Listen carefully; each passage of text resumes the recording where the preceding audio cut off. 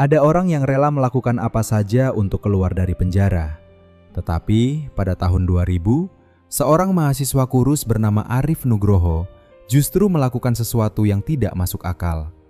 Ia sengaja membiarkan dirinya masuk ke balik jeruji. Bukan karena putus asa, bukan karena hidupnya sudah hancur, dan bukan pula karena ia tidak punya masa depan. Arif masuk karena di balik tembok tinggi itu ada dua orang yang harus ia temukan. Yang pertama adalah ayahnya sendiri, Hendra Nugroho, seorang pria sederhana yang dipenjara atas kejahatan yang bersumpah tidak pernah ia lakukan.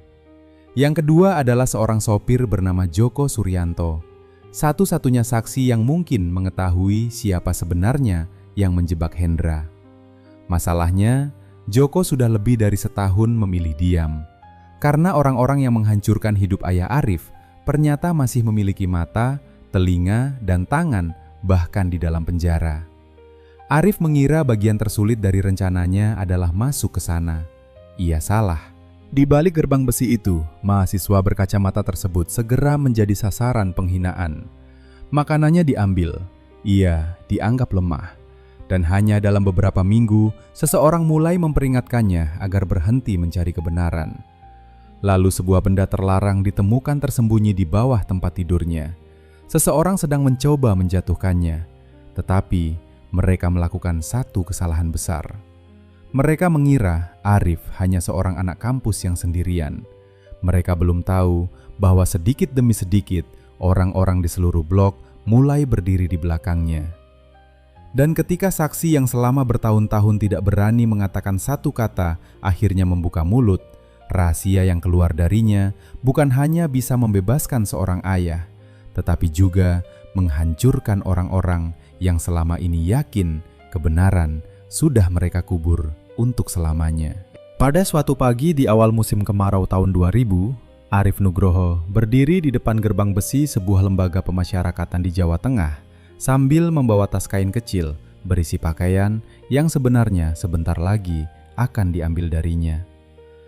Langit pucat, jalan di depan penjara masih basah oleh sisa hujan malam, dan dari warung dekat pangkalan becak tercium aroma kopi tubruk serta gorengan yang baru diangkat dari minyak. Orang-orang yang mengantar tahanan berbicara pelan. Ada ibu yang menangis. Ada seorang istri yang terus menggenggam tangan suaminya sampai petugas menyuruhnya melepaskan. Arif berdiri sendirian. Usianya baru 22 tahun. Tubuhnya kurus, rambutnya dipotong pendek, dan kacamata berbingkai tipis membuatnya lebih mirip mahasiswa yang salah turun dari bus daripada seorang pemuda yang akan menjalani hukuman. Seorang petugas yang telah bekerja hampir 20 tahun memperhatikannya beberapa kali karena ada sesuatu yang aneh pada wajah anak muda itu. Arif tidak tampak seperti orang yang ingin melarikan diri. Ia justru menatap gerbang seolah-olah telah mencari tempat itu selama berbulan-bulan. Ketika petugas menanyakan apakah ia memahami bahwa setelah melewati pintu tersebut, ia tidak bisa sekedar berubah pikiran dan pulang, Arif hanya mengangguk. "Saya mengerti, Pak." Tidak ada seorang pun di tempat itu yang mengetahui bahwa selama hampir setahun, Arif memang melakukan segala sesuatu agar suatu hari dapat berdiri tepat di sana. Untuk memahami alasannya, orang harus kembali ke tahun 1999 ketika Indonesia masih belajar bernapas setelah jatuhnya Orde Baru. Di kota-kota besar, mahasiswa masih turun ke jalan membawa spanduk reformasi. Harga kebutuhan sehari-hari belum benar-benar pulih setelah krisis moneter. Perusahaan yang dulu tampak kokoh mendadak bangkrut, berganti pemilik, atau dijual dengan harga yang membuat banyak orang bertanya siapa sebenarnya yang sedang mengambil keuntungan. Ayah Arif, Hendra Nugroho, tidak pernah tertarik pada politik. Selama lebih dari 20 tahun ia bekerja di sebuah perusahaan distribusi mesin industri tidak jauh dari Pelabuhan Tanjung Emas, Semarang. Awalnya, ia hanya pekerja gudang yang mengangkut peti dan memeriksa nomor barang. Karena dikenal rajin dan teliti, perlahan ia dipercaya menjadi kepala bagian penyimpanan. Hendra adalah jenis orang yang menganggap tanda tangan sebagai janji. Kalau dalam catatan tertulis ada 12 mesin pompa, ia akan memastikan 12 mesin benar-benar berada di gudang. Kalau sebuah truk tidak memiliki surat jalan lengkap, ia tidak peduli siapa yang memerintahkannya masuk. Truk itu akan tetap tertahan di gerbang. Sifat tersebut membuat hidup mereka sederhana tetapi tenang. Setiap pagi sebelum subuh, Hendra sudah bangun. Ibunya Arif, Sulastri, menyiapkan teh manis dan nasi dengan telur ceplok atau tempe goreng. Pada hari Minggu, jika uang sedang cukup, mereka membeli ayam kampung dan memasaknya menjadi opor. Rumah mereka kecil, berdinding campuran bata dan papan di bagian belakang, tetapi selalu ramai oleh suara radio dan tetangga yang datang meminjam gula atau sekedar mengobrol. Semua berubah setelah krisis. Perusahaan tempat Hendra bekerja didatangi orang-orang baru. Pemilik lamanya kehilangan kendali dan seorang pengusaha bernama Bambang Hartono mulai mengambil peran besar dalam pengelolaan perusahaan. Pada mulanya tidak ada yang aneh. Lalu Hendra menyadari bahwa barang-barang tertentu mulai keluar pada malam hari. Mesin diesel kecil, pompa industri, generator impor, dan beberapa komponen mahal yang seharusnya dikirim kepada pelanggan resmi tiba-tiba hilang dari inventaris. Surat jalan tetap ada, tanda tangan juga ada, tetapi beberapa tanda tangan itu bukan miliknya. Hendra mulai membuat catatan sendiri dalam buku tulis bersampul coklat. Ia menyalin nomor truk, tanggal, jam keluar, nama petugas. Arif beberapa kali melihat ayahnya duduk di ruang tengah setelah Isya, memeriksa lembar demi lembar sambil mengernyit. "Masalah kantor?" tanya Arif suatu malam. Hendra menutup bukunya. "Tidak usah ikut memikirkan, kamu selesaikan kuliah saja." Saat itu Arif sedang menempuh pendidikan hukum dan administrasi negara. Ia mengira ayahnya hanya sedang menghadapi kekacauan biasa akibat perubahan manajemen. 2 minggu kemudian, Hendra berbicara kepada atasannya. 3 minggu setelah itu, sebuah gudang dibobol pada malam hari. Barang senilai ratusan juta rupiah hilang. Seorang penjaga malam bernama Pak Sumarno ditemukan tergeletak di dekat pintu samping dengan luka serius di kepala. Ia selamat, tetapi selama berminggu-minggu tidak mampu memberi keterangan yang jelas. Pagi berikutnya, polisi datang. Sore harinya, Hendra Nugroho dibawa untuk diperiksa. Ia tidak pulang. Bukti yang muncul seperti sengaja disusun agar setiap jalan mengarah kepadanya. Ada surat jalan dengan tanda tangannya. Ada catatan seolah ia telah mengatur jadwal truk. 2 karyawan menyatakan pernah mendengar Hendra berbicara tentang cara mengeluarkan barang tanpa pemeriksaan. Bahkan ditemukan sejumlah uang tunai di sebuah lemari kantor yang hanya dapat dibuka oleh beberapa kepala bagian termasuk tirinya. Arif ingat malam ketika ibunya duduk di lantai ruang tamu sambil memeluk tasbih dan terus berkata bahwa pasti ada kesalahan. Namun, kesalahan itu tidak pernah diperbaiki. Sidang berlangsung berbulan-bulan. Pengacara yang ditunjuk untuk Hendra bekerja seadanya. Situasi politik memang berubah, tetapi kebiasaan lama belum mati. Orang yang memiliki uang masih bisa membuat pintu tertentu terbuka, sementara orang biasa seringkali hanya berhadapan dengan meja, stempel, dan kalimat bahwa semuanya sudah sesuai prosedur. Hendra dijatuhi hukuman bertahun-tahun. Saat petugas hendak membawanya keluar dari ruang sidang, ia menoleh kepada Arif. Wajahnya pucat. Ayah tidak melakukannya.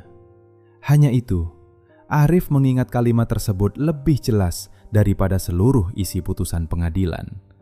Setelah ayahnya dipenjara, kesehatan Sulastri menurun. Ia yang sebelumnya sudah menderita tekanan darah tinggi, semakin sering sakit kepala dan lemas. Penghasilan keluarga berkurang drastis. Arif terpaksa mengurangi kegiatan kampus dan memberikan les kepada anak-anak SMA untuk membayar kebutuhan sehari-hari. Tetapi setiap malam, setelah ibunya tidur, ia membuka salinan dokumen perkara. Ia membaca semuanya, surat jalan, daftar barang, jadwal pegawai, berita acara pemeriksaan, kesaksian. Ia melakukannya bukan seperti seorang anak yang marah, melainkan seperti mahasiswa yang sedang mencari kesalahan dalam soal ujian. Setelah berbulan-bulan, ia menemukan sesuatu. Dalam dokumen gerbang perusahaan, tercatat sebuah truk bernomor polisi H7632DM keluar pada malam pencurian. Menurut berkas resmi, pengemudinya Djoko Suryanto sedang mengantar barang ke Kudus pada waktu yang sama. Tidak mungkin keduanya benar. Arif mencari Djoko. Alamat rumahnya sudah kosong. Tetangga mengatakan lelaki itu pindah. Seorang mantan sopir perusahaan memberitahu bahwa Djoko memiliki banyak utang setelah krisis dan sempat bekerja serabutan. Jejak berikutnya membawa Arif ke sebuah pengadilan. Di sana, ia menemukan nama Djoko Suryanto dalam perkara lain, perkelahian, utang, dan penggelapan kecil. Hukumannya tidak panjang, namun tempat ia menjalani hukuman membuat tangan Arif gemetar ketika membaca berkas tersebut. Djoko berada di lembaga pemasyarakatan yang sama dengan ayahnya. Sejak malam itu, Arif hampir tidak bisa tidur. Ia mencoba mengirim surat kepada Djoko, tidak dibalas. Ia bertanya kepada pengacara apakah ada cara menemui narapidana yang bukan keluarga. Tidak ada jalan yang mudah. Ia bahkan mencoba menitipkan pesan melalui seseorang yang memiliki kenalan di dalam. Pesan tersebut tidak pernah mendapat jawaban. Arif mulai memahami bahwa Djoko bukan sekedar sulit ditemukan. Lelaki itu sedang bersembunyi. Dan jika ia bersembunyi di dalam penjara, pasti ada sesuatu yang sangat ia takutkan. Gagasan pertama muncul ketika Arif duduk sendirian di kantin kampus sambil mendengar mahasiswa lain membicarakan demonstrasi menuntut pemberantasan korupsi. Jika ia tidak bisa mencapai Djoko dari luar, bagaimana jika ia berada di dalam? Ia langsung membuang pikiran itu. Gila. Namun, pikiran gila terkadang memiliki sifat seperti lagu dangdut dari radio tetangga. Sekali masuk ke kepala, sulit sekali dikeluarkan. Arif mulai memikirkan kemungkinan itu setiap hari. Ia tidak ingin melukai siapapun, tidak ingin mencuri, tidak ingin melakukan sesuatu yang akan menghancurkan hidup orang lain. Kesempatan datang beberapa bulan kemudian. Sebuah demonstrasi mahasiswa berlangsung panas di depan gedung pemerintahan. Polisi membuat barikade. Batu mulai berterbangan dari arah belakang massa. Sebuah kaca pecah. Beberapa mahasiswa panik. Arif sebenarnya bisa pergi, tetapi ketika terjadi dorong-mendorong, ia justru maju. Ia ikut merusak sebuah fasilitas kantor dan menolak menjauh ketika diperintahkan. Saat beberapa orang lain berusaha melarikan diri, Arif tetap di tempat. Ia ditangkap bersama beberapa demonstran. Banyak dari mereka kemudian mendapat bantuan hukum dan dibebaskan. Arif tidak. Ia mengakui apa yang dilakukannya, tidak memberikan alasan politik yang panjang, tidak meminta orang kampus melakukan tekanan. Ketika pengacaranya mengatakan masih ada peluang untuk hukuman yang sangat ringan, Arif bertanya satu hal. Kalau saya dihukum, saya kemungkinan ditempatkan di mana?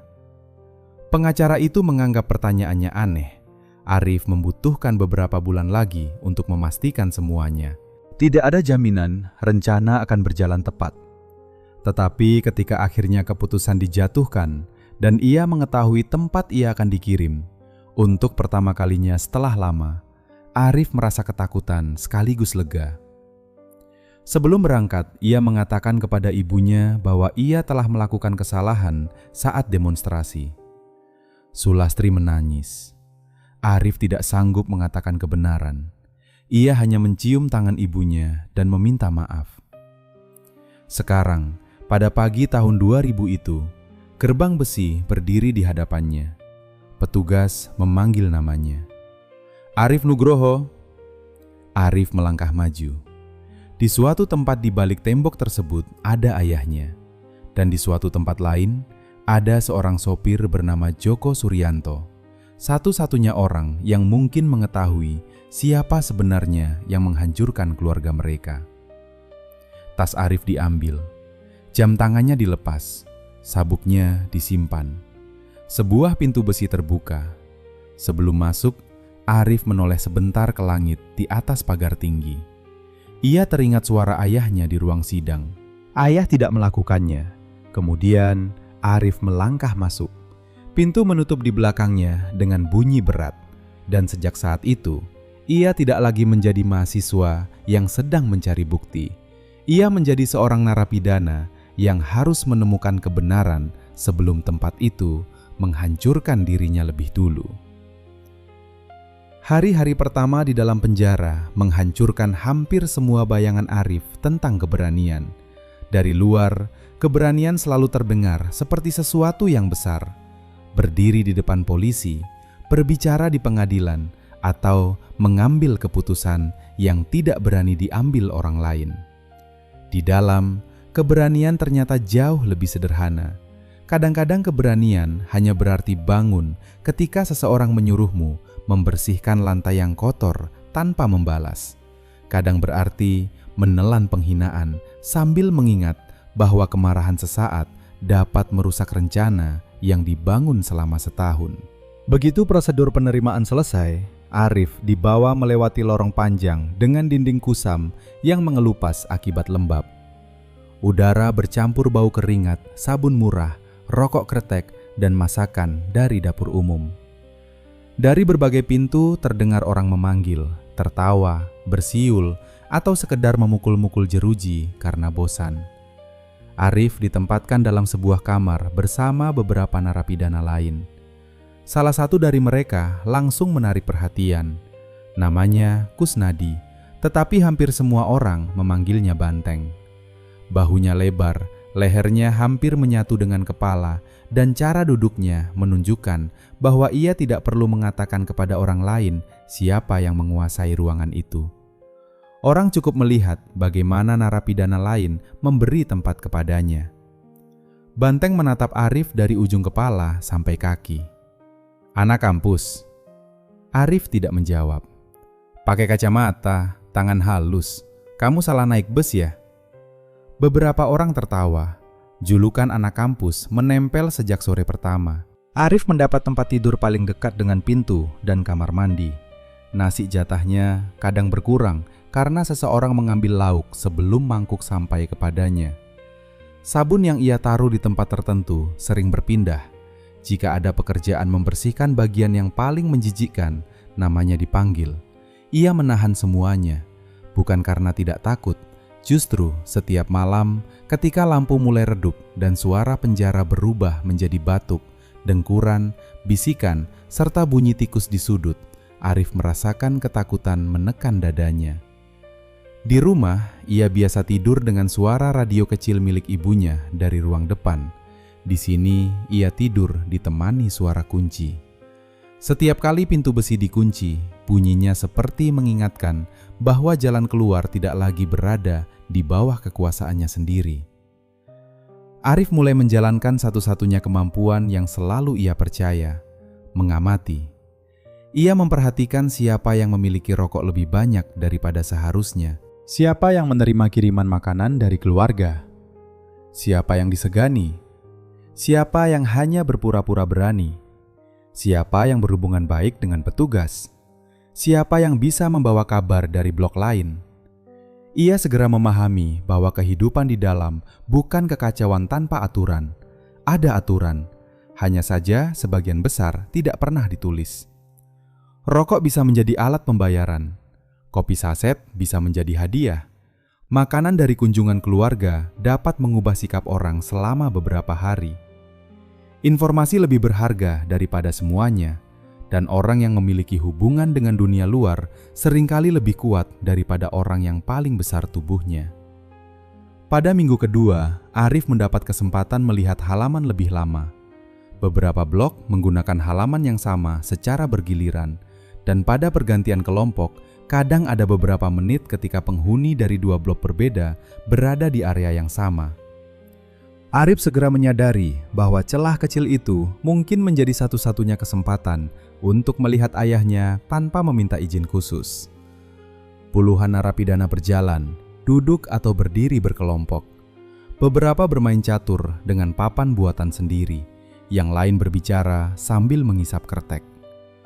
Arif sedang berdiri dekat tembok ketika matanya menangkap seorang lelaki tua yang berjalan sedikit membungkuk. Jantungnya berhenti, seolah seseorang baru saja memukul dadanya. Ayahnya. Hendra Nugroho tidak lagi terlihat seperti lelaki dalam foto keluarga yang Arif simpan dalam ingatan. Rambutnya jauh lebih putih, pipinya cekung, bahunya turun. Yang paling membuat Arif sakit adalah cara ayahnya melihat lantai ketika berjalan, seolah sudah belajar bahwa menatap wajah orang terlalu lama hanya akan mendatangkan masalah. Arif hampir memanggilnya, kakinya bahkan sempat bergerak. Lalu ia teringat tujuan. Jika semua orang mengetahui bahwa mereka ayah dan anak, informasi itu bisa digunakan untuk menekan keduanya. Ia belum tahu siapa yang bekerja untuk siapa. Arif menunggu sampai mereka berada cukup dekat. Ia berdiri membelakangi sebagian besar halaman. "Ayah?" Hendra berhenti, tidak langsung menoleh. Wajahnya berubah ketika akhirnya memandang Arif. Selama beberapa detik, tidak ada satupun kata keluar. Kemudian Hendra berbisik, "Arif?" Suara itu terdengar seperti suara orang yang baru melihat sesuatu yang mustahil. "Apa kamu lakukan di sini?" "Pelan ya. Apa kamu lakukan di sini?" Arif tidak pernah melihat ketakutan seperti itu di wajah ayahnya, bahkan ketika vonis dibacakan. "Saya kena perkara demonstrasi." Hendra menggeleng cepat. "Kamu bohong." Arif terdiam. Hendra mengenalnya terlalu baik. "Kamu sengaja?" Arif tidak menjawab. Ayahnya langsung memahami. Wajah Hendra memerah. Bodoh. Itu pertama kalinya Arif mendengar ayahnya memanggilnya demikian. "Kamu gila. Ibumu bagaimana? Kuliahmu bagaimana? Untuk apa kamu masuk ke sini?" Arif berusaha tenang. "Saya menemukan sesuatu." "Tidak ada yang harus kamu temukan di sini. Ayah tidak bersalah. Justru karena ayah tidak bersalah, kamu harus tetap di luar." Hendra menahan suaranya, tetapi kemarahannya terasa lebih keras daripada teriakan. "Ayah bertahan di sini karena setiap hari ayah pikir kamu dan ibumu masih punya hidup. Sekarang kamu datang ke tempat ini. Kamu pikir itu membuat ayah senang?" "Tidak." "Lalu?" "Saya belum bisa menjelaskan." Hendra memejamkan mata sebentar. Arif melihat lelaki itu berusaha menahan sesuatu yang jauh lebih besar daripada marah. "Keluar kalau ada kesempatan," katanya akhirnya. "Jangan cari masalah." Arif ingin mengatakan bahwa kesempatan keluar bukan alasan ia datang. Tetapi suara petugas terdengar dari kejauhan. Mereka berpisah tanpa menyentuh satu sama lain. Malamnya Arif tidak tidur. Melihat ayahnya di balik tembok membuat rencananya terasa berbeda. Sebelumnya, ia memperjuangkan seorang Hendra yang ada dalam ingatan. Lelaki yang mengendarai Honda Astrea tua, memperbaiki genting bocor dan memarahi anaknya jika pulang terlalu malam. Sekarang ia melihat apa yang dilakukan penjara kepada orang itu. Dan untuk pertama kalinya, Arif memahami bahwa waktu bukan sekedar angka pada kalender. Setiap bulan yang berlalu mengambil sedikit bagian dari ayahnya. Ia harus bergerak, namun ia belum memiliki kekuatan apapun. Kesempatan pertama muncul dari sesuatu yang tampak tidak berkaitan. Seorang penghuni kamar bernama Rahmat menerima surat dari pengadilan agama melalui keluarganya. Istrinya mengajukan perubahan pengasuhan anak, dan Rahmat panik karena tidak memahami sebagian besar bahasa dalam dokumen. Ia malu meminta bantuan. Selama 2 malam, Arif melihat lelaki itu membaca halaman yang sama berulang kali. Akhirnya, Rahmat bertanya, "Kamu kuliah hukum kan?" "Sedikit." "Ini maksudnya apa?" Arif membaca surat tersebut. Ia tidak mengaku sebagai pengacara dan tidak memberikan janji kosong. Ia hanya menjelaskan dalam bahasa sederhana apa yang sedang diminta pihak istrinya dan apa yang masih bisa dilakukan Rahmat. Wajah lelaki itu perlahan berubah. "Jadi, saya masih bisa kirim jawaban?" "Bisa. Caranya?" Arif membantu menyusun surat. Tidak ada komputer, tidak ada telepon pintar. Mereka menulis dengan tangan di atas kertas bergaris menggunakan pulpen yang tintanya kadang macet. Arif memilih kata-kata hati-hati. Rahmat menyalinnya kembali dengan tulisan sendiri.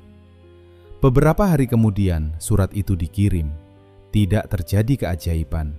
Tetapi beberapa minggu setelahnya, Rahmat menerima kabar bahwa permohonannya untuk mempertahankan komunikasi dengan anak akan dipertimbangkan.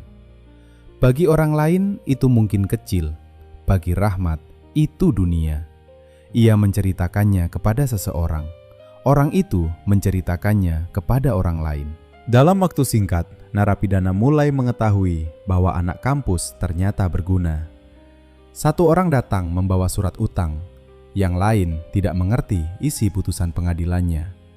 Seorang lelaki tua meminta Arif membacakan surat dari anak perempuan karena matanya sudah buruk dan sebenarnya ia tidak pernah benar-benar lancar membaca. Arif membantu selama ia mampu. Ia tidak meminta rokok, tidak meminta makanan, tidak meminta perlindungan. Hal itulah yang membuat orang semakin bingung. Di tempat di mana hampir semua bantuan memiliki harga, Arif melakukannya tanpa transaksi. Banteng mengamati perubahan itu. Suatu sore, ia memanggil Arif. "Kambus." Arif mendekat. Banteng memberikan beberapa lembar kertas kusut. "Baca." Itu mengenai permohonan integrasi dan catatan pelanggaran disiplin. Arif membacanya. "Kamu bisa bantu? Saya bisa jelaskan?" "Buat yang bagus." Arif menatapnya. "Saya bantu seperti saya bantu yang lain." Banteng menyipitkan mata. "Maksudmu?" Kalau memang ada dasar, saya bantu. Kalau tidak ada, saya tidak akan membuat cerita palsu. Ruangan tiba-tiba hening. Beberapa orang menunggu. Mereka mungkin mengira Arif akan dipukul. Banteng memandangnya lama sekali. Lalu ia tertawa pendek. "Anak kampus punya tulang juga rupanya."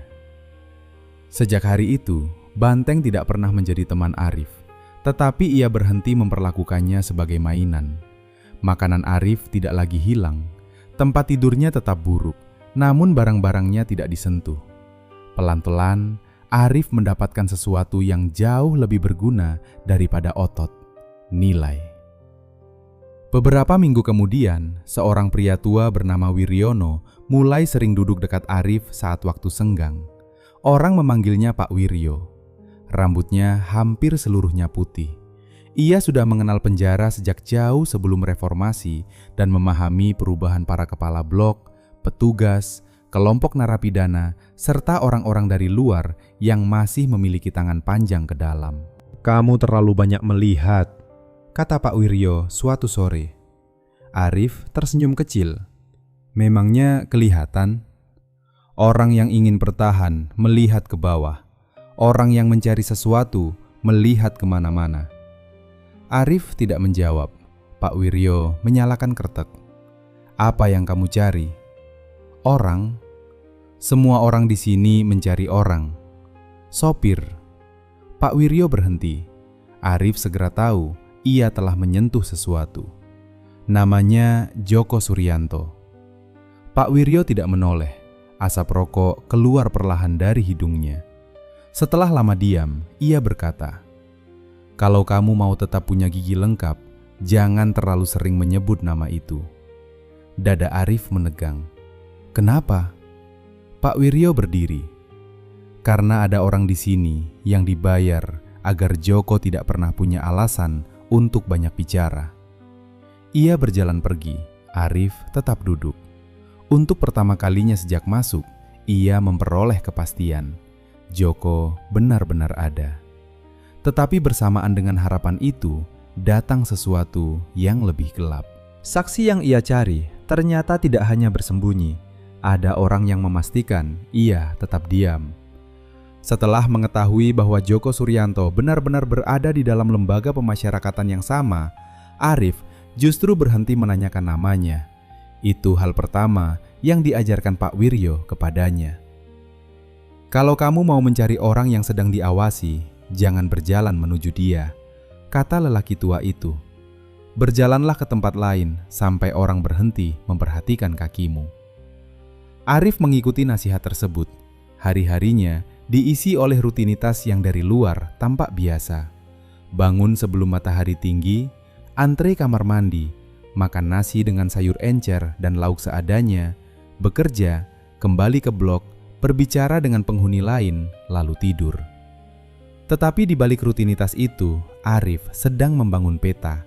Ia mengetahui bahwa Joko tinggal di blok berbeda dan bekerja beberapa hari dalam seminggu di bengkel kayu.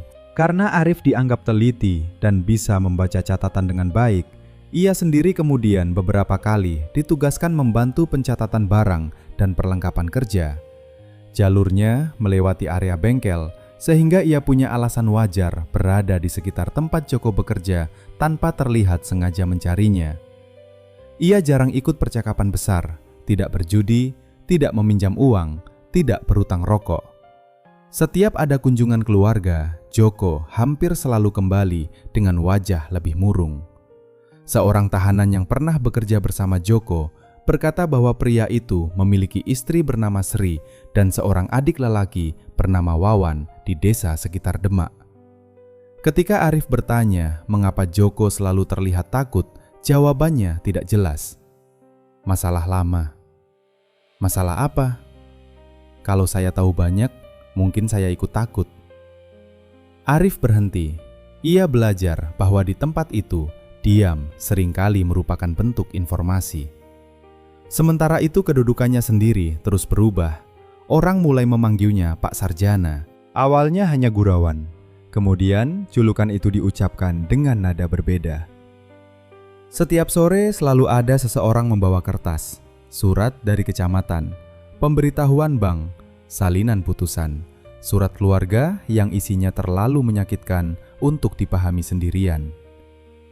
Arif membantu seorang narapidana bernama Yasin menulis permohonan agar diperbolehkan mengikuti pemakaman ibunya sesuai aturan yang mungkin berlaku, meskipun pada akhirnya izin itu tidak diberikan.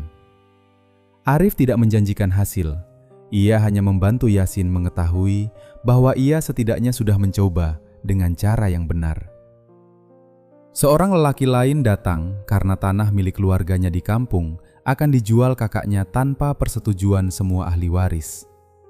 Arif menjelaskan apa yang perlu ditanyakan kepada keluarga dan bagaimana membuat surat sederhana. Ada pula seorang kakek bernama Mulyadi yang setiap bulan menerima surat dari anak perempuannya di Surabaya, tetapi selalu meminta orang lain membacakannya. Suatu malam Arif menemukan alasan sebenarnya. Pak Mulyadi tidak lancar membaca. "Jangan bilang siapa-siapa," katanya malu. Arif tidak tertawa. Malam demi malam, dengan koran bekas dan potongan kertas, ia membantu lelaki 60 tahun itu mengeja. Pada suatu sore, Pak Mulyadi berhasil membaca sendiri kalimat pertama dari surat anaknya. Ia tidak mengatakan apa-apa selama beberapa menit. Kemudian matanya basah. Peristiwa kecil seperti itu menyebar lebih cepat daripada berita resmi. Orang-orang mulai menjaga Arif tanpa diminta. Jika tempat duduknya dipakai orang, seseorang akan berkata, "Itu tempat Pak Sarjana." Jika ia sedang menulis, keributan di sekitarnya sedikit berkurang.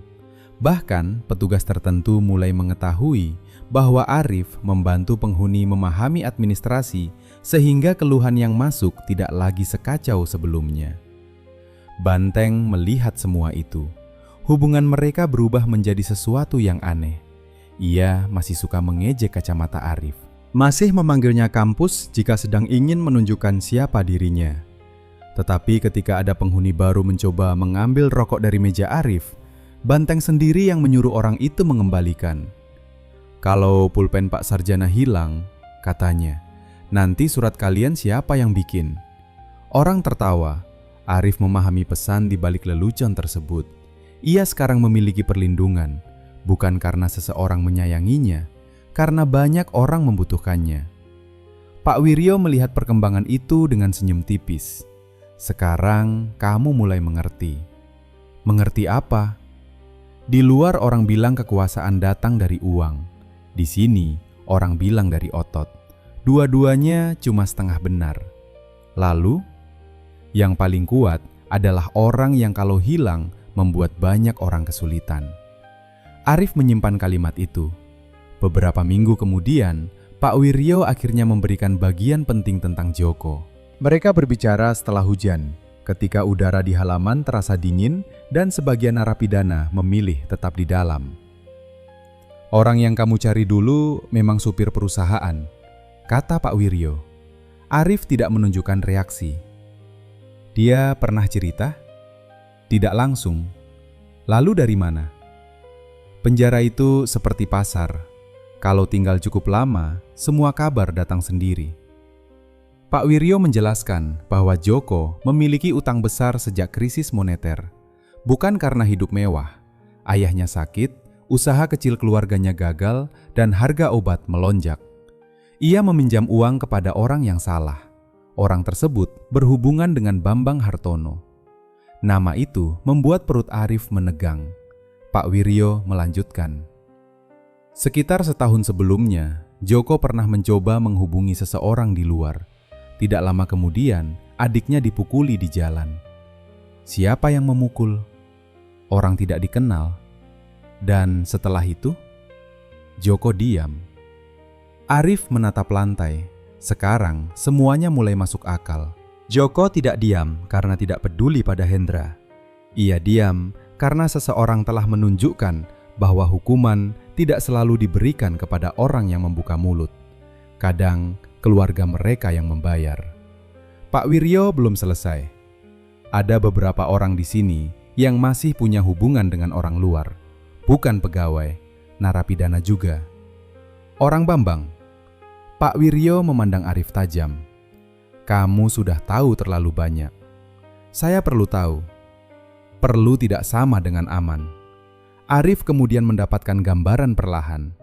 Bambang Hartono bukan pengusaha besar tingkat nasional. Justru itu membuatnya lebih masuk akal dan berbahaya. Ia seorang pengusaha regional yang tumbuh cepat pada masa kekacauan ekonomi. Membeli aset murah, masuk ke perusahaan bermasalah, membangun hubungan dengan pejabat lokal, aparat lama, dan orang-orang yang terbiasa menyelesaikan persoalan tanpa dokumen resmi.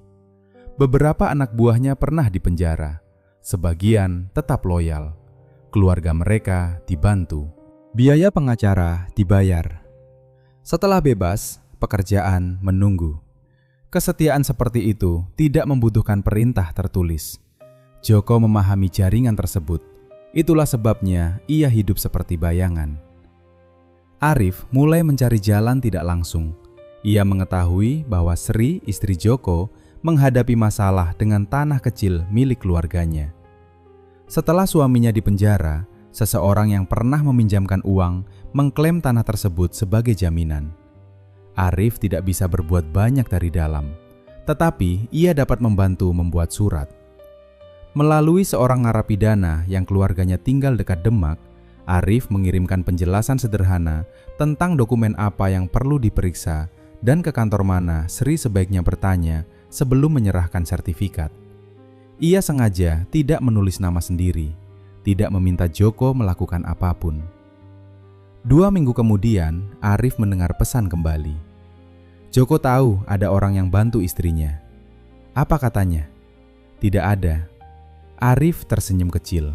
Tidak ada adalah kemajuan.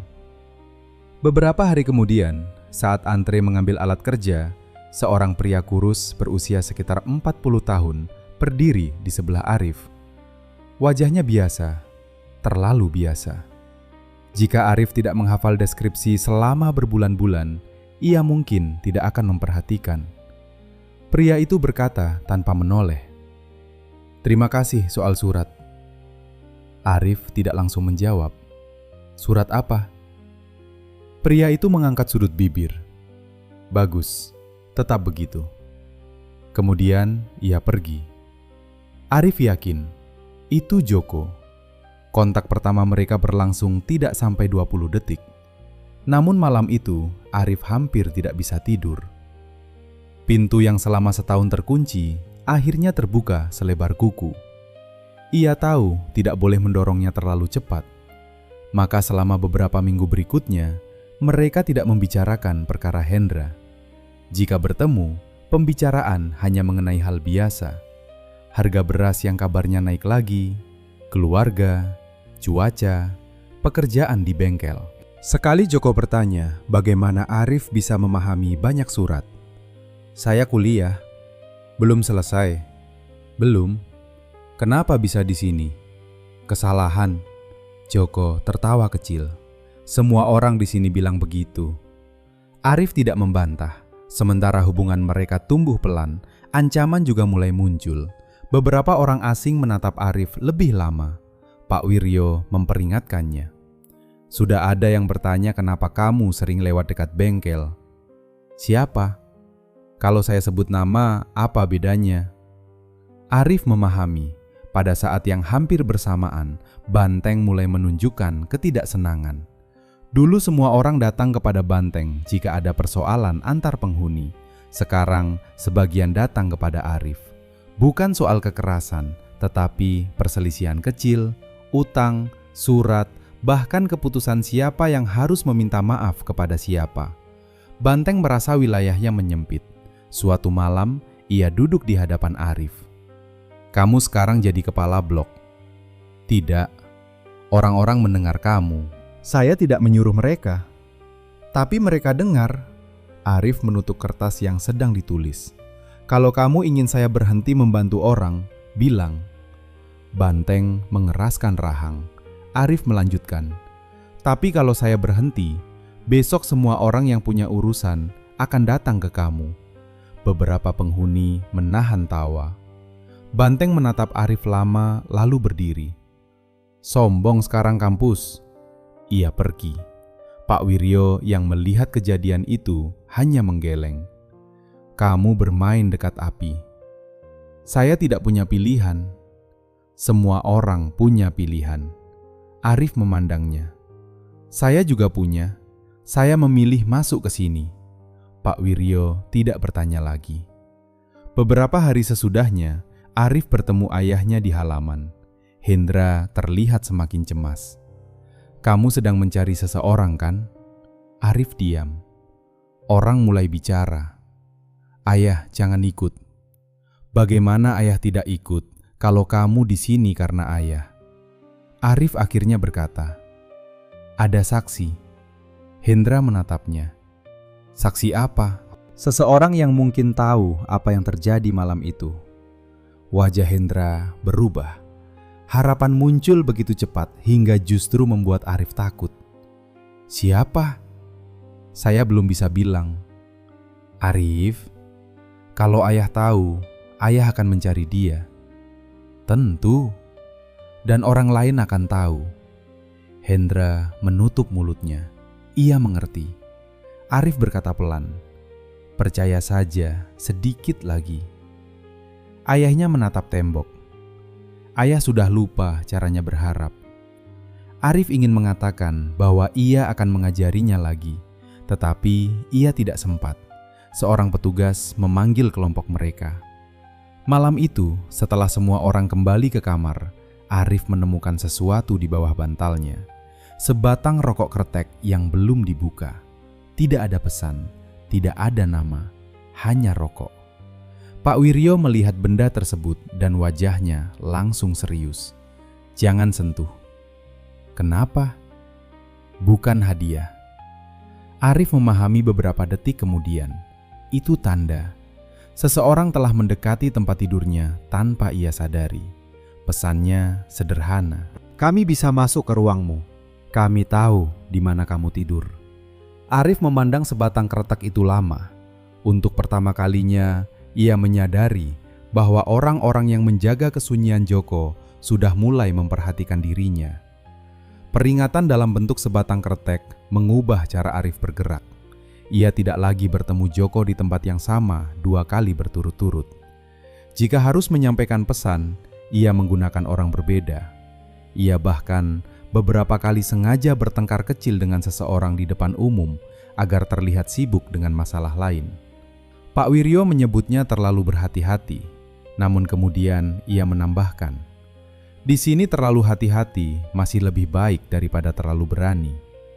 Arif tidak tahu pasti siapa yang mengawasinya. Ada seorang narapidana bernama Burhan yang pernah bekerja sebagai penagih utang. Ada pula Eko, lelaki pendiam yang kabarnya menerima bantuan rutin dari seorang pengusaha di luar. Keduanya beberapa kali terlihat berbicara dengan orang yang pernah bekerja untuk perusahaan Bambang. Tetapi Arif tidak memiliki bukti, ia hanya memiliki pola, dan pola di dalam penjara terkadang lebih berharga daripada pengakuan. Hubungannya dengan Joko berkembang pelan. Joko mulai percaya bahwa bantuan kepada Sri bukan jebakan. Melalui surat berikutnya, Sri berhasil menahan proses penyerahan sertifikat sampai persoalan utangnya diperiksa kembali oleh keluarga dan perangkat desa. Masalah itu belum selesai, tetapi setidaknya tanah tersebut tidak langsung berpindah tangan.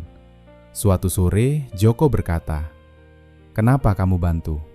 Arif menjawab, "Karena saya bisa."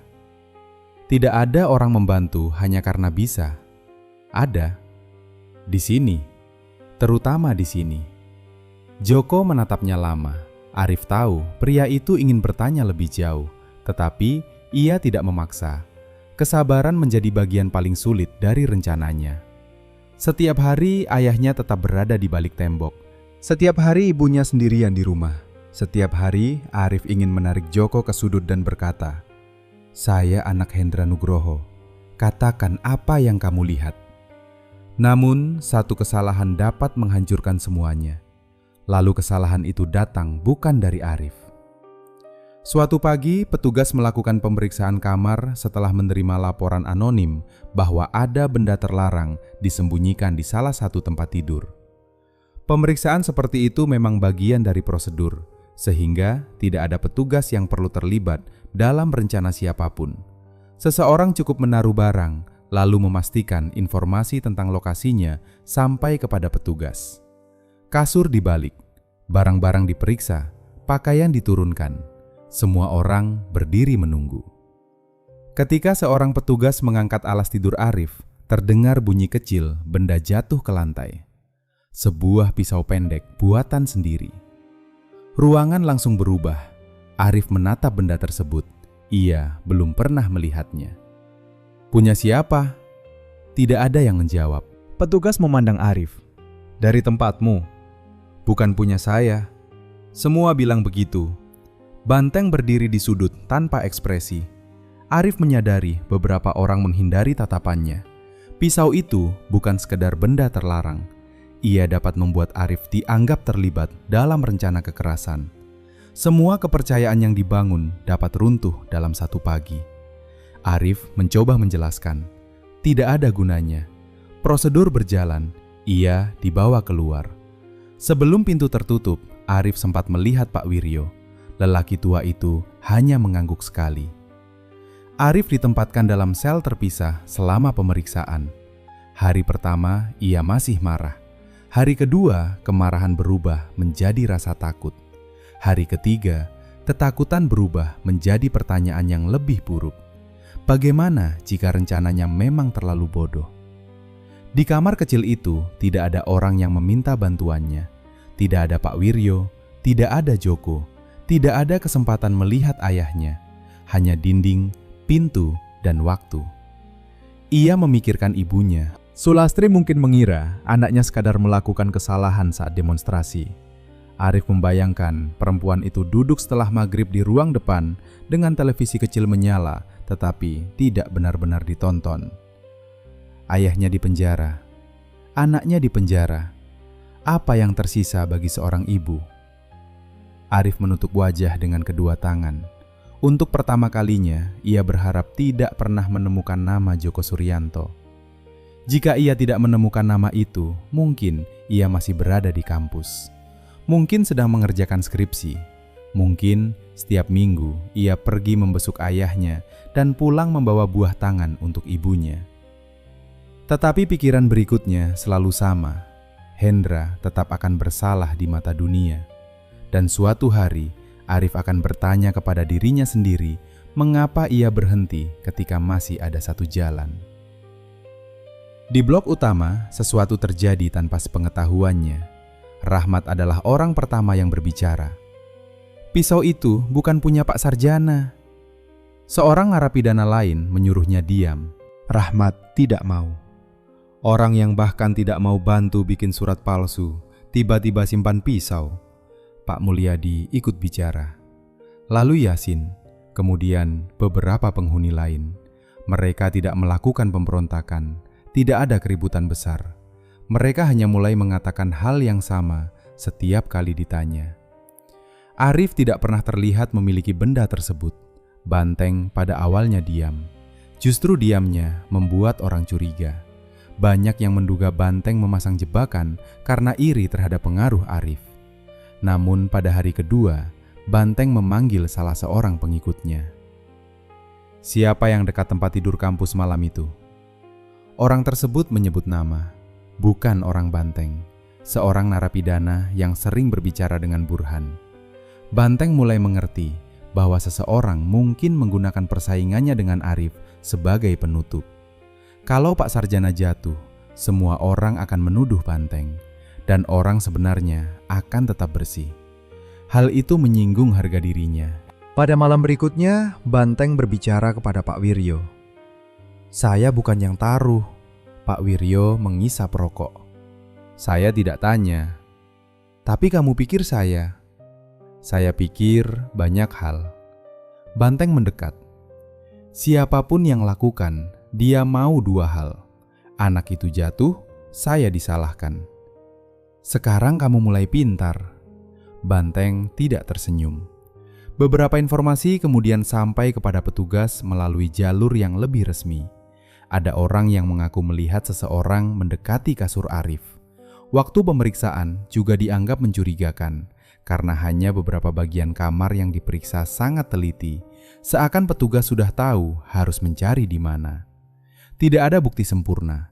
Tetapi cukup banyak keraguan muncul sehingga hukuman tambahan berat terhadap Arif tidak langsung diputuskan. Setelah beberapa hari, ia dikembalikan ke blok sambil menunggu evaluasi lebih lanjut.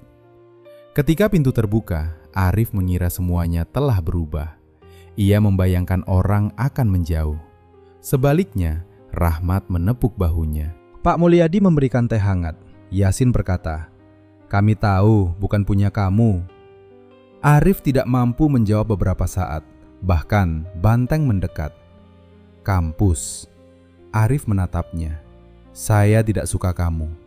Saya tahu, tapi yang itu bukan cara saya. Terima kasih." "Jangan terima kasih dulu. Sekarang orang luar sana pikir saya bantu kamu." "Memangnya kamu bantu?" Banteng mendengus. "Jangan banyak bicara." Ia pergi. Arif tersenyum untuk pertama kalinya setelah berhari-hari. Malam itu, Pak Wiryo duduk di sebelahnya.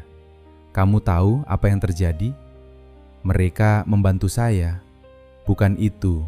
Arif menatapnya. "Kamu selama ini pikir kamu sedang membangun jalan menuju Joko. Sebenarnya, kamu sedang membangun sesuatu yang lebih besar." "Apa?" "Orang." Pak Wiryo menunjuk kamar. "Surat yang kamu tulis. Orang tua yang kamu ajari membaca. Anak yang kamu bantu tetap bisa mendapat kabar dari bapaknya. Semua itu sekarang kembali." Arif diam. "Jangan salah paham," lanjut Pak Wiryo. "Mereka bukan orang suci. Kamu juga bukan. Tapi kalau kita hidup seperti manusia di tempat yang sering membuat orang lupa caranya menjadi manusia, orang akan ingat." Kalimat itu tinggal dalam diri Arif. Peristiwa pisau juga mengubah Joko. Beberapa hari setelah Arif kembali, lelaki itu menemuinya lebih dulu. "Kamu hampir kena gara-gara saya." "Belum tentu karena kamu. Kita berdua tahu." Arif menatap wajahnya. "Kalau saya berhenti, apa masalahnya selesai?" Joko tidak menjawab. "Orang yang takut kamu bicara tetap akan takut." Joko menghela napas. "Kamu tidak tahu mereka. Memang, mereka bisa sampai ke keluarga. Saya tahu soal adikmu." Wajah Joko langsung berubah. Arif menyadari ia hampir melangkah terlalu jauh, namun sudah terlambat. Joko mencengkeram lengan Arif.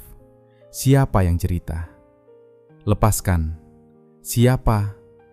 Orang-orang tahu." Joko melepaskan tangannya, matanya penuh panik. "Jangan cari tahu lagi. Saya tidak bisa." "Kenapa?" Arif terdiam. Inilah titik yang selama ini ia tunggu. Tetapi sesuatu dalam wajah Joko mengatakan bahwa jika ia bicara sekarang, tidak ada jalan kembali. Arif memutuskan belum. "Karena saya tidak suka melihat orang dipaksa diam." Joko tertawa getir. "Kamu bicara seperti anak yang masih percaya dunia bisa diperbaiki pakai surat." "Mungkin tidak." "Lalu?" "Kadang satu surat cukup membuka pintu." Joko pergi tanpa menjawab. Beberapa hari kemudian, Arif berhasil bertemu ayahnya lagi. Hendra langsung melihat wajah anaknya yang lebih kurus. "Mereka bilang kamu masuk sel terpisah." "Sudah selesai." "Belum selesai, semua ini belum selesai." "Ayah." "Cukup." Hendra menatapnya dengan mata merah. "Kamu hampir kena masalah besar. Kalau sesuatu terjadi sama kamu, ayah tidak akan bisa hidup dengan itu." Arif menelan ludah. "Saya sudah dekat." "Dekat dengan apa?" "Kebenaran." "Berapa harga kebenaran itu?" Arif terdiam. Hendra melanjutkan, "Kalau harganya anak saya, ayah tidak mau." Kalimat itu lebih menyakitkan daripada seluruh hari di sel terpisah.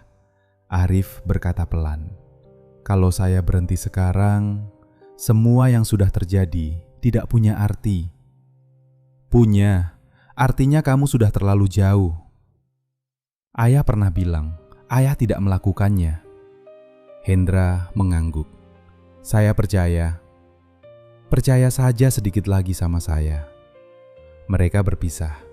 Pada malam yang sama, seseorang memberikan secari kertas kecil kepada Arif. Hanya ada 3 kata. "Besok, bengkel belakang." Tidak ada nama, tetapi Arif mengenali tulisan tersebut dari surat yang pernah ia bantu kirimkan kepada Sri. Joko akhirnya memanggilnya, dan Arif tahu percakapan berikutnya akan menentukan apakah seluruh pengorbanannya berarti sesuatu atau tidak sama sekali.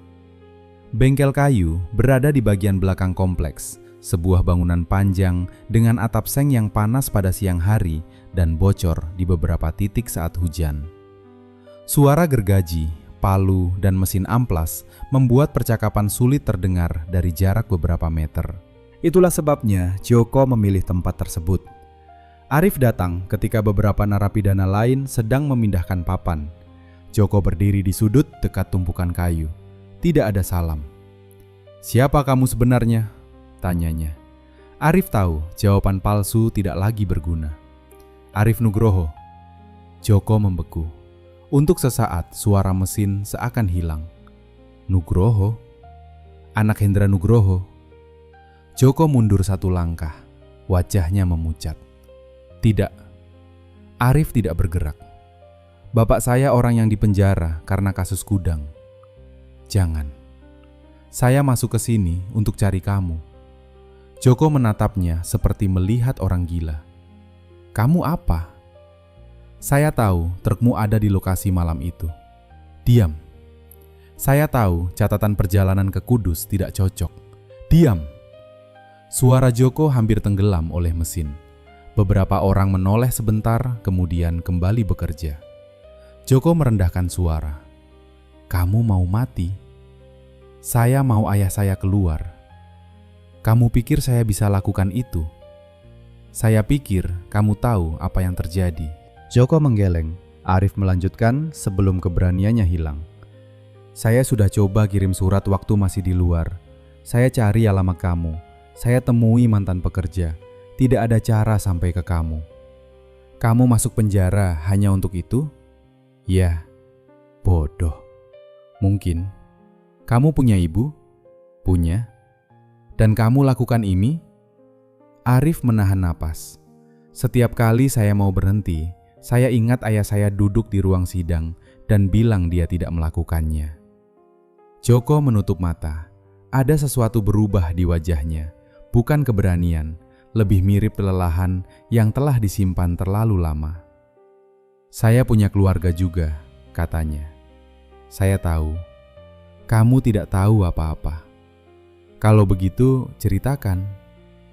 Joko hampir pergi. Arif tidak menahan. Ia hanya berkata, "Kalau kamu tidak mau bicara, saya tidak akan paksa.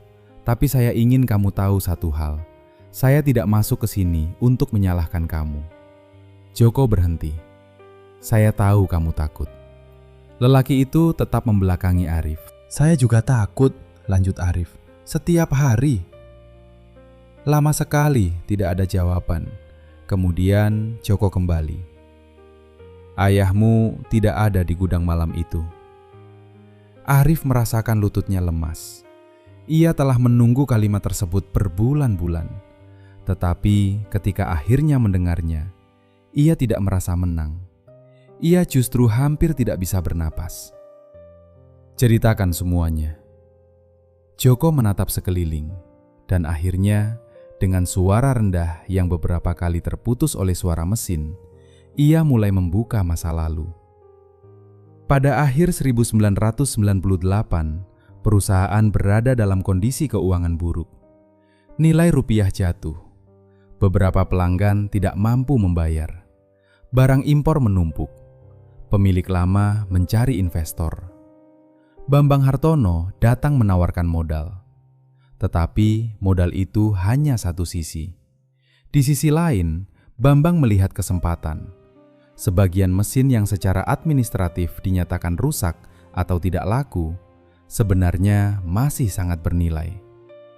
Dengan bantuan beberapa pegawai, barang dipindahkan malam hari dan dijual melalui perusahaan lain. Hendra mulai curiga karena jumlah barang fisik tidak cocok dengan catatan. Ia terlalu teliti. Ia menyimpan salinan dokumen. Ia bertanya kepada orang yang salah. "Pak Hendra bilang dia mau lapor," kata Joko. "Kepada siapa?" "Direksi lama, mungkin polisi juga." "Apa yang terjadi malam itu?" Joko menelan ludah. "Saya ditelepon, disuruh bawa truk kembali ke gudang." "Siapa?" "Orangnya Bambang." "Nama?" Joko menyebut 2 orang. Salah satunya pernah muncul dalam berkas sebagai saksi yang memberatkan Hendra. Arif merasakan kemarahan naik dalam dadanya, tetapi memaksanya turun. "Lanjut." "Mereka buka gudang pakai kunci, bukan ayahmu." "Penjaga?" "Pak Sumarno lihat." Joko berhenti. Dia datang dari belakang, harusnya sedang di pos depan. "Apa yang mereka lakukan?" "Saya tidak tahu siapa yang pukul pertama. Saya dengar ribut. Waktu saya lihat, Pak Sumarno sudah jatuh." Joko menunduk. "Saya mau pergi." "Mereka bilang kalau saya pergi sebelum selesai, utang saya akan ditagih ke rumah." Arif mengepalkan tangan. "Barang dimasukkan truk?" "Ya." "Lalu dokumen ayah saya?" "Sudah disiapkan." "Tanda tangannya?" "Ditiru." "Uang di lemari?" Joko tertawa pahit. "Ditaruh setelahnya." Semua potongan yang selama ini terpisah mendadak menyatu. Arif merasa mual. "Kenapa kamu tidak bicara waktu polisi periksa?" Joko memandangnya dengan mata yang jauh lebih tua daripada wajahnya. "Karena 2 hari setelah saya bilang ke teman bahwa saya mau cerita, adik saya ditemukan di pinggir jalan." Arif diam. Rahangnya retak. "Mereka bilang kalau saya masih bodoh. Berikutnya istri saya." Joko mengusap wajah. "Lalu saya punya utang. Banyak. Mereka bayar sebagian. Saya diam."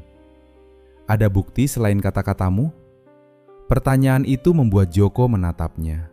"Ada." Arif membeku. "Sebelum semua selesai, saya takut mereka akan lempar semua ke saya juga." Saya ambil 1 lembar tembusan surat jalan yang masih berstempel dan memuat tanda tangan asli. "Di mana?" "Bukan di rumah." "Di mana?" Joko merendahkan suaranya lagi. Saya titip ke sepupu saya di Meranggen sebelum adik saya diserang. Saya cuma bilang, simpan amplop itu dan jangan dibuka kecuali saya yang minta. Setelah ancaman datang, saya malah takut mengambilnya kembali. Apa isinya? Nomor truk, barang, jam, dan tanda tangan orang yang mengizinkan keluar. Siapa? Joko menyebut nama seorang manajer perusahaan yang dalam persidangan menyatakan berada di Jakarta malam itu. Arif hampir tertawa karena lega. Bukan karena lucu, karena selama setahun ia hidup di antara kemungkinan bahwa seluruh keyakinannya hanyalah harapan seorang anak. Sekarang ada bukti, benda nyata, kertas yang mungkin masih tersimpan di sebuah rumah desa. Namun Joko segera memotong kegembiraannya. Saya tidak akan bersaksi. Arif menatapnya. Kenapa? Kamu dengar cerita saya, kertas saja mungkin cukup membuka perkara. Dan setelah itu mereka tahu saya. Kita bisa cari perlindungan. Joko tertawa hambar. Kamu masih anak kampus.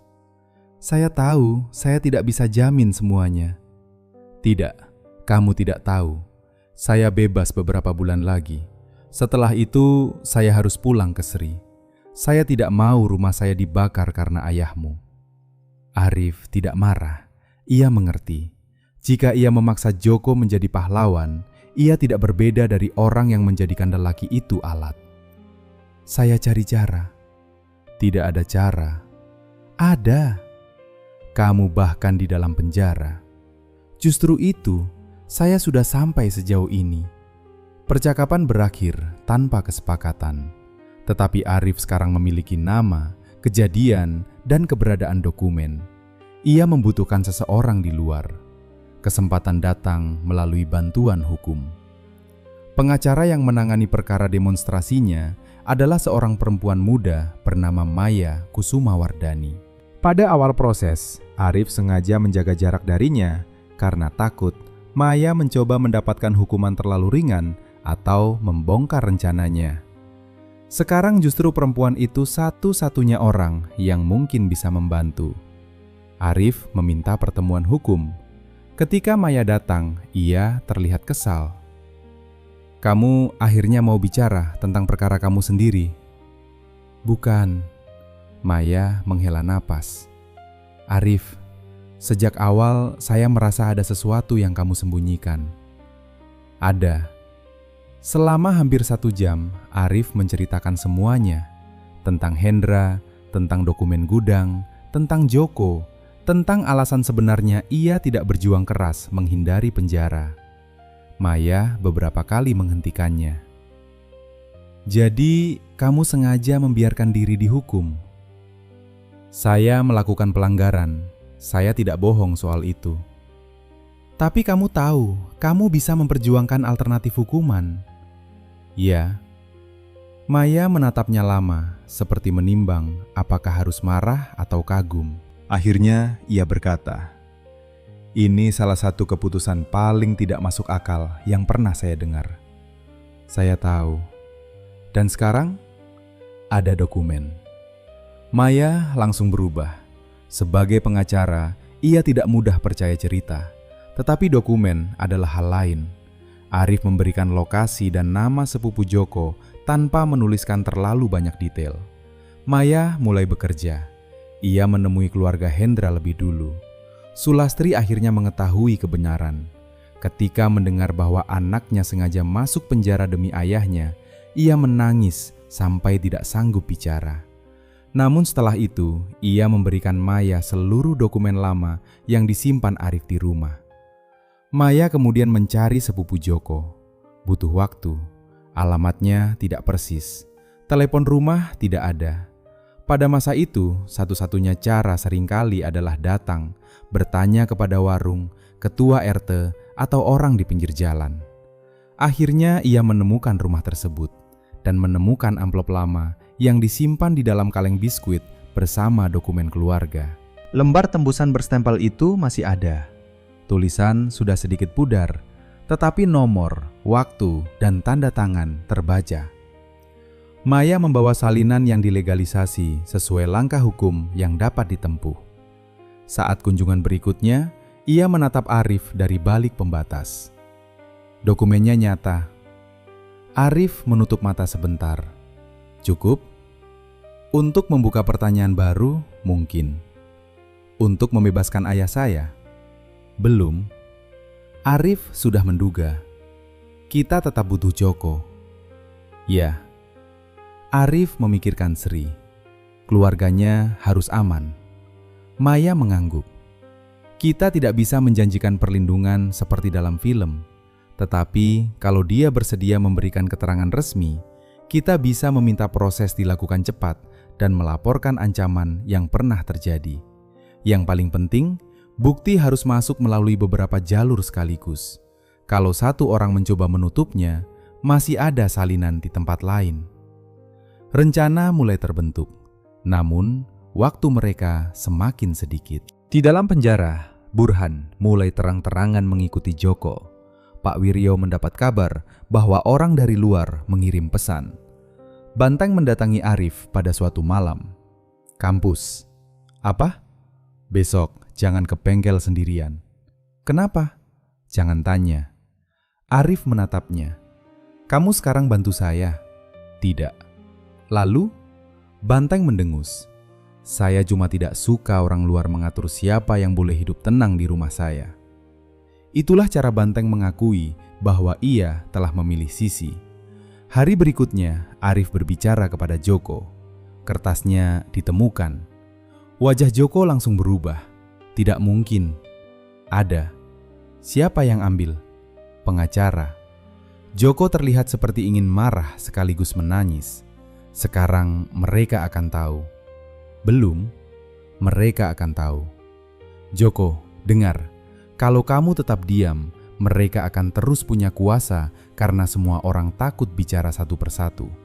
Kalau kamu bicara sekarang, dokumennya sudah di luar. Salinannya bisa disimpan di beberapa tempat. Dan Sri, kita laporkan ancaman lama. Pengacara akan bantu keluargamu. Saya tidak bisa bilang tidak ada risiko. Joko memandangnya. Arif berkata pelan, saya tidak akan bohong kepada kamu. Lama sekali lelaki itu tidak menjawab. Kemudian ia bertanya, kalau saya bicara, ayahmu benar-benar bisa keluar? Saya tidak tahu. Jawaban tersebut justru membuat Joko percaya. Arif tidak menjual harapan, ia mengatakan kebenaran. Joko menatap tangannya sendiri. Saya capek. Arif diam. Saya capek lihat wajah Pak Hendra di kepala saya setiap malam. Ia menarik napas panjang. Baik. Satu kata. Setelah lebih dari setahun hidup dalam ketakutan, hanya satu kata itu yang diperlukan untuk mengubah arah semuanya. Namun ketika Joko pergi, Pak Wiryo datang dengan wajah tegang. Mereka tahu ada sesuatu. Siapa? Burhan dan orang-orangnya. Seberapa banyak? Cukup untuk takut. Arif melihat ke arah lorong. Untuk pertama kalinya, ia tidak memikirkan apakah rencananya berhasil. Ia memikirkan apakah mereka memiliki cukup waktu untuk membuat kebenaran keluar sebelum seseorang menghentikannya. Hari ketika Joko akan memberikan keterangan resmi dimulai seperti hari biasa. Itulah bagian yang paling menakutkan. Tidak ada musik dramatis, tidak ada langit hitam, tidak ada petugas berlari. Dapur tetap membagikan nasi, orang tetap antri mandi. Seseorang masih mengeluh karena kopinya hilang. Namun hampir semua orang yang dekat dengan Arif merasakan bahwa sesuatu sedang terjadi. Pak Wiryo duduk lebih lama daripada biasanya di dekat lorong. Rahmat sengaja mengajak dua narapidana berbicara di tempat yang biasa dilewati Burhan. Banteng berpura-pura bermain kartu sambil memperhatikan siapa saja yang keluar masuk. Tidak seorang pun mengatakan bahwa mereka sedang melindungi Joko, tetapi itulah yang mereka lakukan. Arif akhirnya memahami bahwa jaringan yang ia bangun bukan sekedar jalan menuju saksi, Orang-orang itu berdiri bersamanya karena ia pernah membantu mereka tanpa meminta rokok, makanan, atau balasan. Kebaikan kecil yang dulu tampak tidak berarti, sekarang berubah menjadi pagar yang tidak terlihat. Joko berhasil menemui pihak yang berwenang melalui prosedur yang sudah disiapkan Maya dari luar. Ia memberikan keterangan, nama, tanggal, nomor truk, cara barang dikeluarkan, pemalsuan tanda tangan, ancaman terhadap keluarga, keberadaan lembar tembusan surat jalan berstempel. Pada saat yang hampir bersamaan, Maya menyerahkan salinan bukti melalui jalur hukum untuk mendukung permohonan pemeriksaan kembali perkara Hendra. Ia tidak menaruh seluruh harapan pada satu meja. Salinan dibuat, catatan disimpan, beberapa pihak diberitahu. Strateginya sederhana. Kebenaran tidak boleh lagi bisa dimusnahkan hanya dengan mengambil satu lembar kertas dari satu orang. Begitu kabar bahwa Joko memberikan keterangan mulai beredar, Burhan mendatangi Banteng dan menuduhnya menjadi pengawal anak kampus. Banteng hanya berdiri dan berkata pelan, "Jangan sentuh kampus, jangan sentuh Joko." Ia menambahkan bahwa sekarang ia tahu siapa yang terlibat dalam jebakan pisau. Burhan akhirnya mundur, bukan karena berubah menjadi orang baik, melainkan karena terlalu banyak mata akan melihat jika sesuatu terjadi pada mereka. Sementara di luar, Maya bekerja lebih cepat. Keterangan Joko ternyata sesuai dengan sejumlah kejanggalan yang sudah ditemukan Arif dalam berkas lama. Waktu trut, inventaris, perubahan jadwal penjaga, lokasi salah seorang manajer, semuanya mulai menyatu. Seorang penyidik yang memeriksa kembali dokumen menemukan bahwa tanda tangan tertentu memiliki perbedaan kecil dalam tekanan dan bentuk huruf. Kemudian, mantan pegawai yang dulu memberikan keterangan melawan Hendra mulai gelisah ketika dipanggil kembali. Ia telah mengira perkara itu selesai selamanya. Sekarang, Joko bicara, dokumen muncul. Bambang tidak lagi sekuat pada tahun 1998. Peta kekuasaan setelah reformasi berubah. Beberapa orang yang dulu melindunginya kehilangan jabatan. Hubungan lama tidak selalu bekerja. Pegawai tersebut akhirnya mengakui bahwa ia diminta memberikan keterangan tertentu. Ia mendapat uang, tidak banyak menurut pengakuannya, namun cukup untuk membeli kebohongan. Bagi Hendra, semua perkembangan itu masih tidak terlihat. Ia hanya mengetahui bahwa ada sesuatu bergerak. Suatu sore, Arif bertemu ayahnya. Kata orang ada pemeriksaan lagi. Ya, karena orang yang kamu cari. Arif mengangguk. Hendra memandang anaknya lama. Jadi benar. Apa? Semua ini karena ayah. Arif ingin menyangkal tetapi tidak bisa. Hendra mengusap wajahnya.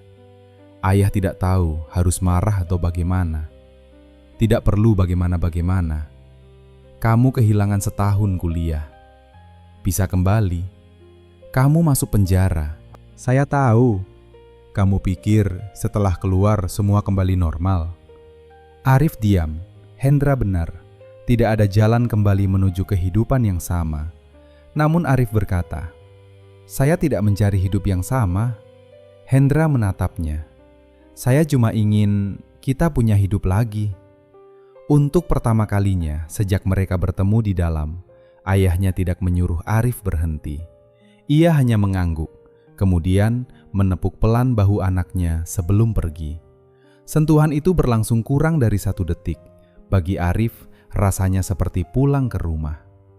Bulan-bulan berikutnya dipenuhi penantian. Semua bukti sudah berada di luar, dan Arif tidak lagi bisa mempercepat apapun. Setiap pertemuan dengan Maya hanya membawa potongan kabar. Saksi dipanggil, dokumen diperiksa, permohonan diproses. Disitulah Arif belajar bahwa penderitaan dapat datang dalam satu malam, sedangkan keadilan bergerak melalui map, tanda tangan, pemeriksaan, dan orang-orang yang tidak menyerah.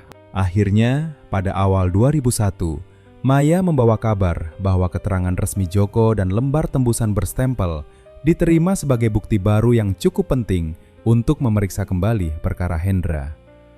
Setelah itu, beberapa saksi lama dipanggil lagi. Salah seorang pegawai menarik keterangannya dan mengakui bahwa ia dulu dibayar untuk menguatkan cerita palsu. Pemeriksaan dokumen juga menunjukkan bahwa tanda tangan Hendra pada surat jalan tidak dibuat olehnya. Maya lalu mengajukan langkah hukum untuk membatalkan putusan lama. Prosesnya tidak cepat, tetapi kali ini perkara tidak lagi berdiri hanya di atas kata-kata Hendra melawan orang-orang perusahaan.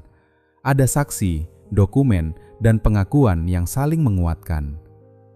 Ketika akhirnya pengadilan menyatakan bahwa dasar putusan lama tidak dapat dipertahankan dan Hendra tidak terbukti terlibat dalam pencurian maupun penyerangan penjaga, barulah perintah pembebasannya diproses. Sebelum hari itu tiba, Hendra sempat bertanya kepada Arif, "Kalau ayah keluar lebih dulu, bagaimana?" "Iya, keluar." "Dan kamu?" "Saya menyusul." Hendra menunduk. Ayah yang seharusnya menunggu anak di luar kampus, bukan di luar penjara. Arif tersenyum kecil. "Kalau nanti saya wisuda, ayah masih bisa melakukan yang pertama." Beberapa minggu kemudian, nama Hendra Nugroho dipanggil. 2 tahun yang hilang tidak kembali, dan nama baiknya tidak pulih hanya dalam 1 pagi. Tetapi ketika gerbang terbuka, ia melangkah keluar bukan lagi sebagai orang yang memikul kesalahan orang lain. Sulastri menunggunya. Tubuh perempuan itu lebih kurus daripada 2 tahun sebelumnya. Ketika melihat suaminya, ia tidak berlari. Ia hanya berdiri sambil menutup mulut. Hendra berjalan kepadanya. Mereka berpelukan. Kemudian Sulastri melihat ke balik bahu suaminya, seolah berharap seseorang lain ikut keluar. Tidak ada. Arif masih berada di dalam. Hal itulah yang membuat kemenangan mereka terasa pahit. Hendra pulang ke rumah yang pernah ia tinggalkan sebagai terdakwa. Malam pertama, ia beberapa kali terbangun karena rumah terasa terlalu sunyi tanpa bunyi kunci dan langkah petugas. Pada kunjungan pertamanya sebagai orang bebas, Hendra bertemu Arif tanpa perlu lagi berpura-pura bahwa mereka orang asing. "Ayah sudah di luar karena kamu," katanya. "Karena Joko bicara. Dan dia bicara karena kamu membuat dia percaya." Hendra mengaku tidak akan pernah mengatakan bahwa keputusan anaknya masuk penjara adalah keputusan yang benar. Namun ia juga tidak tahu bagaimana membalas seorang anak yang menyerahkan sebagian kebebasannya demi mengembalikan kebebasan ayahnya. Arif hanya berkata, "Saya percaya ayah ketika orang lain tidak percaya. Kalau saya tidak mencoba, saya akan melihat ayah tetap di sini setiap hari dalam kepala saya." Hendra tidak menjawab. Ia hanya menempelkan telapak tangannya pada pembatas, dan Arif melakukan hal yang sama dari sisi lain. Beberapa bulan kemudian, giliran Arif. Hukumannya memang tidak sepanjang hukuman ayahnya. Perilakunya selama menjalani masa pidana dicatat baik. Tidak ada pelanggaran serius yang terbukti, dan bantuan yang ia berikan dalam kegiatan pembinaan menjadi bagian dari pertimbangan administratif untuk proses yang memungkinkan ia keluar setelah memenuhi syarat. Pada pagi Arif dibebaskan, ia berjalan melalui lorong yang sama seperti saat pertama masuk. Dindingnya tetap kusam, udara tetap berbau lembab, petugas tetap memegang kunci. Namun kali ini, setiap suara terdengar berbeda. Pak Mulyadi sudah dipindahkan, Rahmat masih ada. Pak Wiryo berdiri jauh di belakang, banteng bersandar pada pintu. Kampus." Arif menoleh. "Kalau jadi pengacara beneran, jangan mahal-mahal." Beberapa orang tertawa. Arif tersenyum. "Kalau kamu keluar, jangan balik lagi." Banteng mengangkat tangan. "Pergi sana." Pak Wiryo tidak mengatakan banyak. Ia hanya menjabat tangan Arif. "Ingat sesuatu." "Apa?" "Jangan bangga karena pernah jadi penting di sini." Arif mengangguk. "Bangga karena kamu tetap jadi manusia." Pintu terakhir terbuka. Cahaya pagi masuk. Arif melangkah keluar. Di seberang jalan berdiri 2 orang. Ibunya memakai kebaya sederhana berwarna krem dan kerudung tipis yang sering ia gunakan untuk acara keluarga. Di sebelahnya berdiri Hendra. Untuk beberapa detik, Arif hanya menatap mereka. Ia masuk ke penjara untuk mencari ayahnya. Sekarang, ayahnya berada di luar menunggu dia. Hendra berjalan lebih dulu. Tidak ada kata-kata besar. Ia memeluk anaknya. Sulastri ikut memeluk keduanya sambil menangis. Orang-orang yang lewat mungkin mengira itu hanya keluarga lain yang menjemput narapidana. Mereka tidak tahu bahwa selama lebih dari setahun, keluarga itu seakan hidup di 3 penjara berbeda. Hendra di balik tembok, Arif di balik rencana yang tidak bisa ia tinggalkan. Sulastri di rumah menunggu 2 lelaki yang ia cintai pulang. Hari itu ketiganya akhirnya berdiri di sisi tembok yang sama. Joko masih harus menyelesaikan hukumannya sendiri, tetapi untuk pertama kali sejak malam di gudang, ia tidak lagi membawa kebohongan sendirian. Ketika kemudian bertemu Sri, ia menceritakan semua yang selama ini disembunyikannya. Perkara Bambang berkembang lebih jauh, meski tidak semua orang akhirnya dimintai pertanggungjawaban. Arif menerima bahwa kebenaran tidak selalu menghasilkan akhir sempurna. Tetapi satu hal tidak dapat dibatalkan. Hendra Nugroho tidak lagi menanggung kesalahan orang lain dan namanya dipulihkan. Beberapa bulan setelah bebas, Arif kembali ke kampus dan melanjutkan kuliah yang tertunda. Ketika akhirnya wisuda, Hendra datang memakai kemeja batik terbaiknya, berdiri di samping Sulastri dan bertepuk tangan lebih keras daripada siapapun saat nama putranya dipanggil. Arif akhirnya bekerja dalam bidang bantuan hukum. Ia tidak menjadi pengacara terkenal dan tidak memiliki kantor besar. Ia lebih sering membantu orang membaca surat yang tidak mereka pahami, menyusun permohonan sederhana, atau menjelaskan bahwa satu stempel belum tentu berarti semuanya selesai. Ia melakukan itu karena pernah hidup di tempat di mana selembar kertas dapat berarti seorang ayah masih punya harapan bertemu anaknya, dan di mana ia belajar bahwa kekuatan tidak selalu tinggal pada tangan yang paling besar. Kadang, kekuatan justru tinggal pada orang yang tetap menolong ketika dirinya sendiri sedang membutuhkan pertolongan. Bertahun-tahun kemudian, seseorang bertanya, apakah Arif akan melakukan semuanya lagi? Ia teringat ibunya, ayahnya, Joko, Pak Wiryo, Banteng, bunyi gerbang, dan malam-malam ketika ia yakin telah menghancurkan hidup sendiri. Saya berharap tidak pernah harus melakukannya lagi, jawabnya. Tapi kalau satu-satunya pilihan adalah membiarkan orang yang saya tahu tidak bersalah kehilangan hidupnya, saya akan tetap mencari jalan. Kadang kita tidak bisa memilih jalan yang mudah. Kita hanya bisa memilih alasan yang cukup kuat untuk terus berjalan. Itulah pelajaran yang Arif bawa dari balik tembok. Keadilan tidak selalu datang ketika dipanggil. Kadang ia harus dicari dan diperjuangkan oleh orang yang tetap berjalan meskipun takut. Arif bukan yang paling kuat di penjara, tetapi setiap kali ingin menyerah, ia masih mendengar suara ayahnya di ruang sidang. Ayah tidak melakukannya. Dan bagi seorang anak yang percaya, 4 kata itu ternyata cukup kuat untuk menembus tembok setinggi apapun.